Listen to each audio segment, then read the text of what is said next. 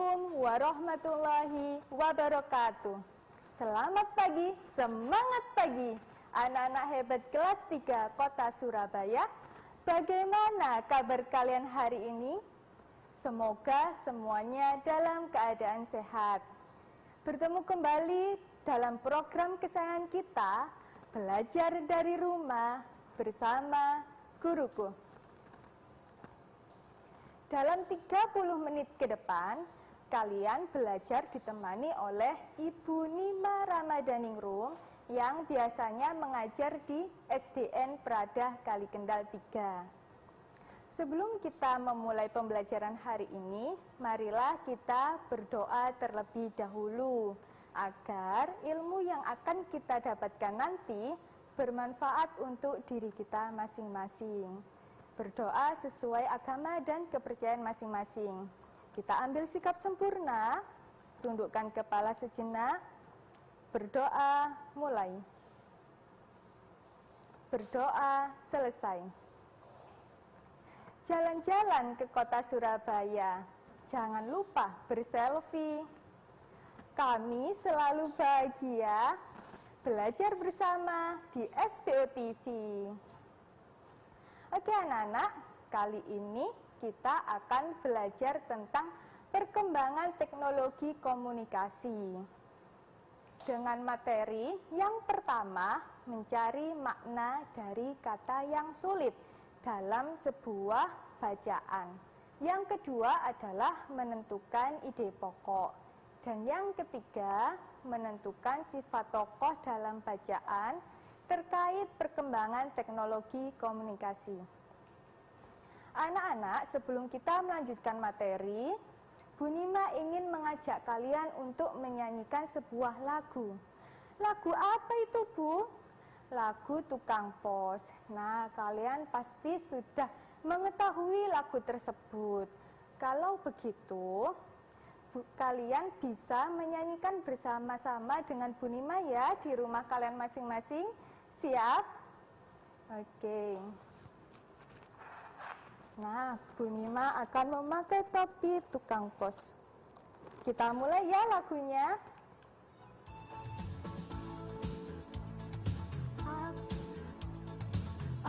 Suratku naik sepeda, semua rumah aku datangi, tidak kupilih miskin dan kaya.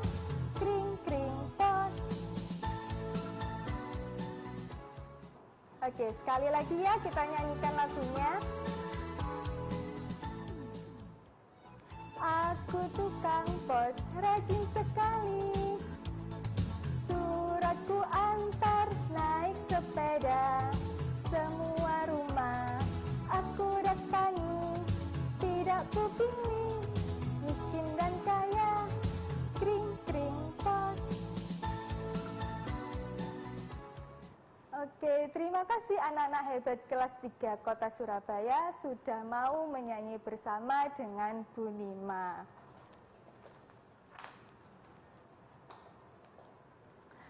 Berbicara tentang tukang pos, ternyata Pak Pos datang ke rumahnya Siti untuk mengantarkan majalah dan surat untuk Siti. Kebetulan Dayu dan Lani sedang ada di rumahnya Siti.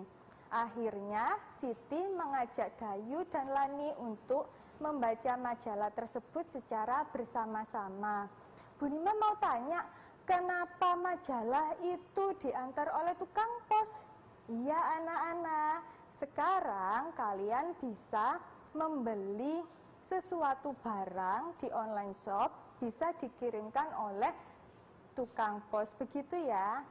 Nah, salah satu wacananya adalah tentang sejarah komunikasi. Kalian bisa melihat di buku tema kalian di halaman 118 yang berjudul Sejarah Komunikasi.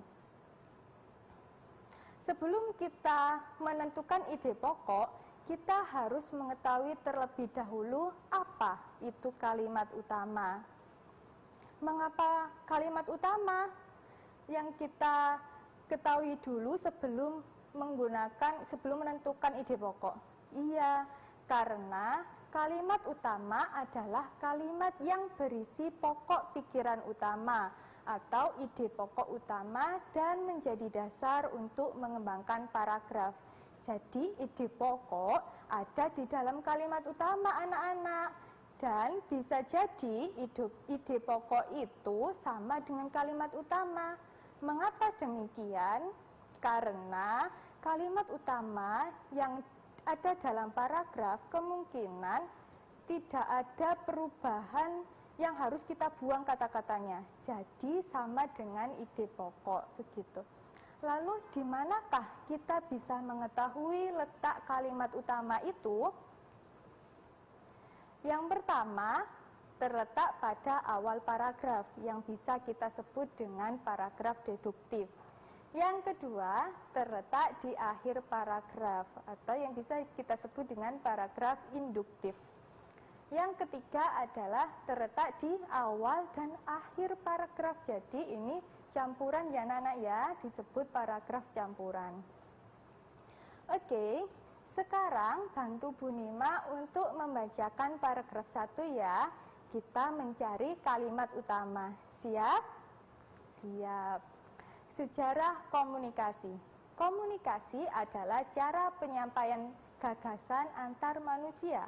Pada awalnya, komunikasi dilakukan secara tatap muka dan pesan disampaikan secara lisan. Namun, kebutuhan untuk menyampaikan informasi secara tidak langsung juga sangat diperlukan, sehingga ilmu tentang komunikasi semakin berkembang. Nah, anak-anak, dalam paragraf yang pertama, kalimat utamanya terletak di mana ya? Iya, benar sekali. Kalimat utamanya ada di awal paragraf, yaitu komunikasi adalah cara penyampaian gagasan antar manusia.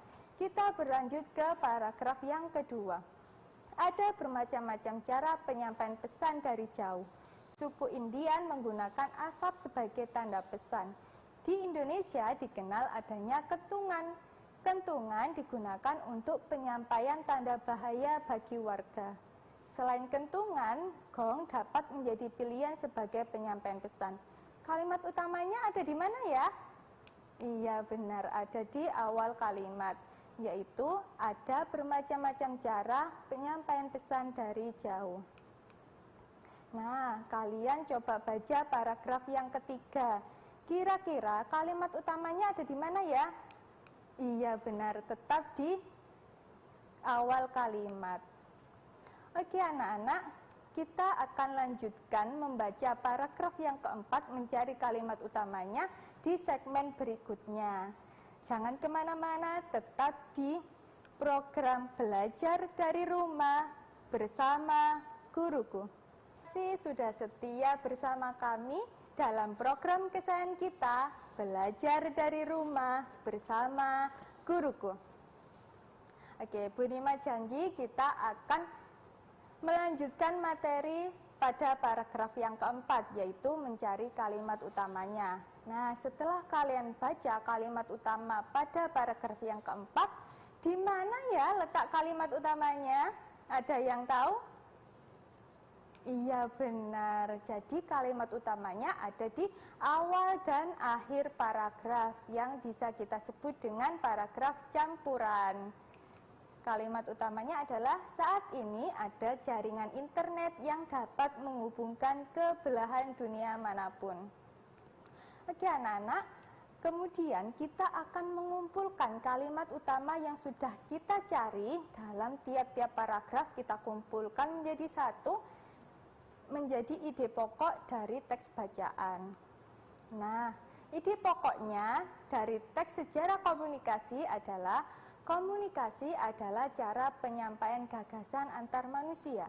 Ada bermacam-macam cara penyampaian pesan dari jauh. Salah satu penyampaian pesan secara tertulis adalah melalui surat. Saat ini ada jaringan internet yang dapat menghubungkan ke belahan dunia manapun. Nah, tadi kita sudah mencari ide pokok. Sekarang kita akan mencari makna dari kata-kata yang sulit pada teks sejarah komunikasi.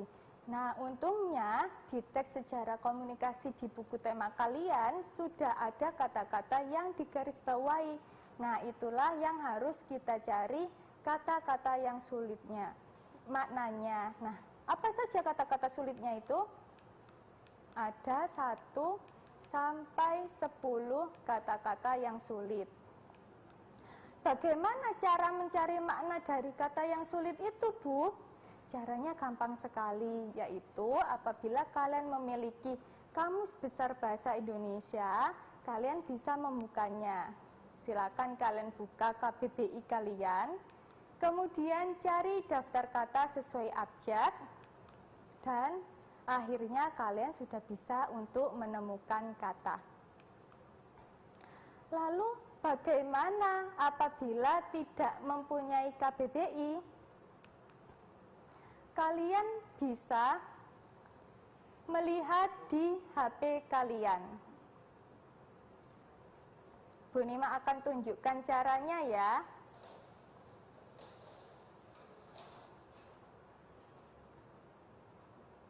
Nah, di HP kalian pasti sudah ada Google. Nah, kita ketik Google, kita cari kata apa yang ingin kita cari ya. Misalkan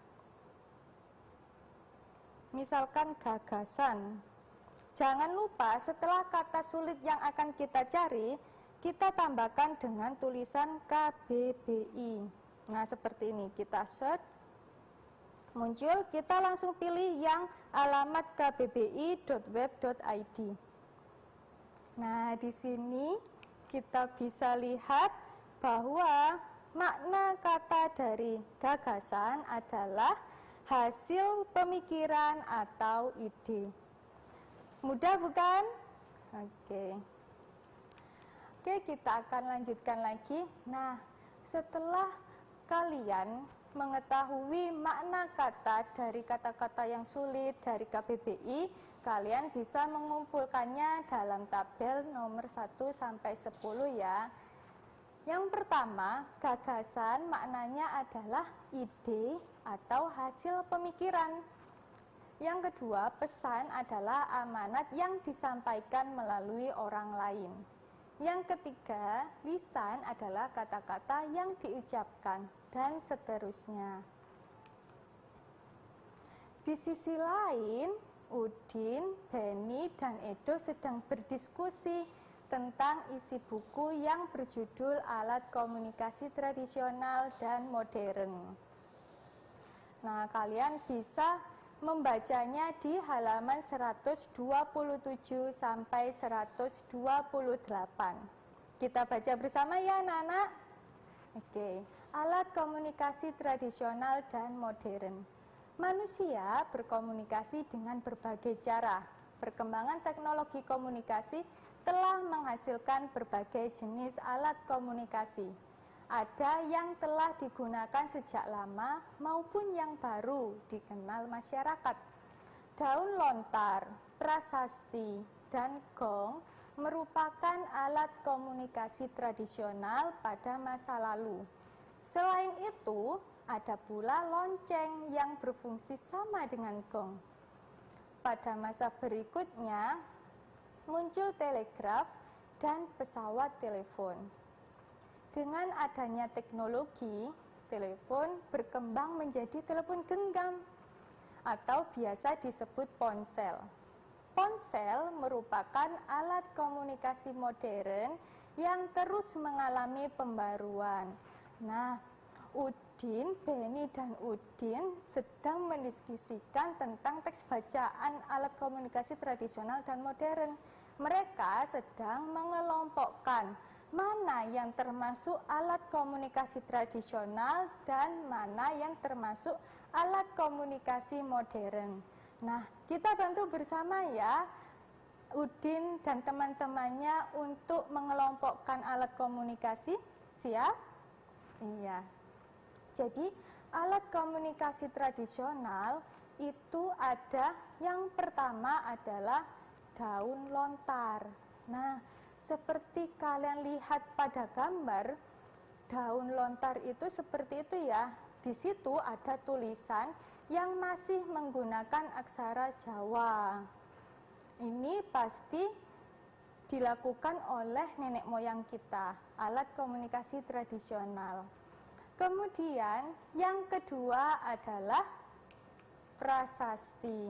Prasasti bisa kalian lihat pada gambar, ditulisnya diukir di atas batu seperti itu.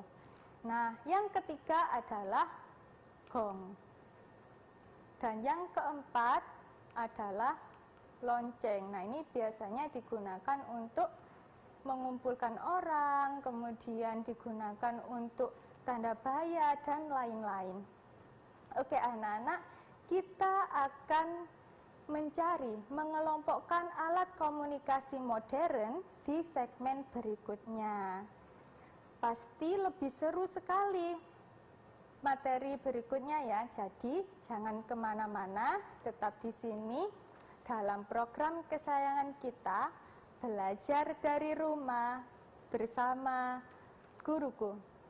Oke, terima kasih sudah setia bersama kami. Bu Nima ucapkan semangat, selamat sudah belajar bersama kami dalam program kesayangan kita, belajar dari rumah bersama guruku. Oke anak-anak, kita tadi sudah mengelompokkan mana benda-benda yang termasuk alat komunikasi tradisional. Kira-kira kalian pernah tidak ya menggunakan alat komunikasi tradisional itu? Oh, tidak pernah karena masih kecil ya. Oke, kalau begitu alat komunikasi apa yang kalian gunakan? Nah, mungkin ada di alat komunikasi modern. Nah, coba kita kelompokkan alat komunikasi modern. Ada apa saja? Yang pertama ada telegraf. Yang kedua ada pesawat telepon. Dan yang ketiga ada ponsel atau telepon genggam. Nah, kalian sudah menggunakan alat komunikasi yang mana ya? Iya, kalian sekarang sudah menggunakan HP atau bisa kita sebut dengan ponsel atau telepon genggam begitu ya. Tapi kalian pasti tahu pesawat telepon yang ada di kantor-kantor itu, ya bukan? Oke anak-anak. Nah, Udin, Beni, dan Edo tadi sudah berdiskusi dengan baik. Beni memberikan pendapat dengan santun. Edo menanggapi pembicaraan oleh Beni dengan penuh semangat. Sedangkan Udin menjadi pendengar yang baik sambil sesekali memberikan tanggapan. Nah, kalau kita lihat bahwa sifat antara Beni, Edo, dan Udin itu berbeda-beda anak-anak.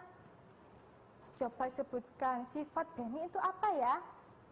Iya benar, santun. Beni itu santun. Kalau Edo? Edo penuh semangat. Kalau Udin? Iya benar, Udin menjadi pendengar yang baik, walaupun berbicaranya tidak banyak. Nah anak-anak, kita tahu bahwa Udin, Beni, dan Edo itu sifatnya berbeda-beda. Bagaimana dengan sifat kita? Apakah berbeda juga dengan orang lain? Apakah berbeda juga dengan orang tua kalian? Nah, jadi kita, satu individu itu pasti berbeda dengan individu yang lain anak-anak. Sifatnya apa saja? Ada yang suka marah, ada yang suka menabung, ada yang suka menolong, begitu ya. Nah, sekarang Bu Nima ingin memberitahu jenis-jenis sifat bisa dilihat dari ciri-cirinya. Jadi, untuk sifat sopan, itu ciri-cirinya adalah dia selalu menghormati setiap orang, Walaupun itu orang itu tua, orang itu muda, dia pasti menghormatinya. Kemudian sifat sombong, ciri-cirinya adalah selalu merasa lebih baik dari yang lain. Mungkin lebih kaya, lebih punya banyak mainan, lebih pintar. Nah, itu disebut dengan sifat sombong. Kemudian sifat keras kepala. Ciri-cirinya apa, anak-anak? Ciri-cirinya adalah tidak mau mendengarkan pendapat orang lain. Misalkan ya ada teman kalian itu mempunyai kesalahan, terus kalian ingin menasehatinya. Nah, teman kalian itu tidak mau dinasehati, itu namanya keras kepala. Kemudian sifat selanjutnya adalah rendah hati. Ciri-cirinya adalah selalu menghargai orang lain. Kemudian sifat yang terakhir adalah humoris. Ciri-cirinya bagaimana ya? Ciri-cirinya adalah senang membuat suasana riang dan penuh tawa. Nah, tidak terasa kita sudah mencapai ke kesimpulan. Nah, anak-anak, sebelum itu Bu Nima ingin dengar, sebelum Bu Nima membacakan kesimpulannya, Bu Nima ingin dengar apa sih kesimpulan kalian yang sudah kalian dapatkan dari pembelajaran hari ini. Coba kemukakan pendapat kalian. Oke, terima kasih. Jadi kesimpulan kita hari ini adalah yang pertama, ide pokok terdapat pada kalimat utama suatu paragraf. Kalian sudah mengetahui bahwa kalimat utama itu adalah pokok-pokok pikiran yang ada dalam suatu paragraf. Kemudian kesimpulan yang kedua adalah kata-kata sulit dapat kita cari maknanya melalui bantuan Kamus Besar Bahasa Indonesia atau bisa kita cari melalui googling KBBI ya, tetap melalui KBBI agar kata-kata yang sulit itu benar maknanya, begitu. Yang ketiga adalah sifat seseorang dapat diketahui dari ciri-cirinya. Oke anak-anak, Bu Nima anggap kalian sudah mengerti pembelajaran hari ini. Sekarang waktunya Bu Nima untuk memberikan tugas. Nah, tugas ini kalian kerjakan dengan sungguh-sungguh ya. Kemudian kalian kalau sudah selesai kalian berikan kepada guru kelas kalian. Begitu, siap? Oke, terima kasih. Jadi, tugas yang pertama adalah kalian nanti akan membuat kalimat dengan menggunakan kata-kata yang sulit atau kata-kata yang sudah digarisbawahi di teks sejarah komunikasi di halaman 120 di buku tema kalian. Tugas yang kedua adalah coba kalian ingat-ingat teman-teman kalian yang ada di sekolah. Karena kalian kan sudah lama ya tidak sekolah, kalian masih ingat tidak ya sifat-sifat teman kalian? Nah, coba sebutkan sifat dan kebiasaan 5 orang temanmu di buku tema halaman 113. Terima kasih. Nah, terima kasih sudah belajar bersama Bu Nima hari ini. Tetap semangat belajar dan jaga kesehatan selalu. Kita akan bertemu kembali dalam program kesayangan kita di waktu berikutnya, yaitu belajar dari rumah bersama guruku.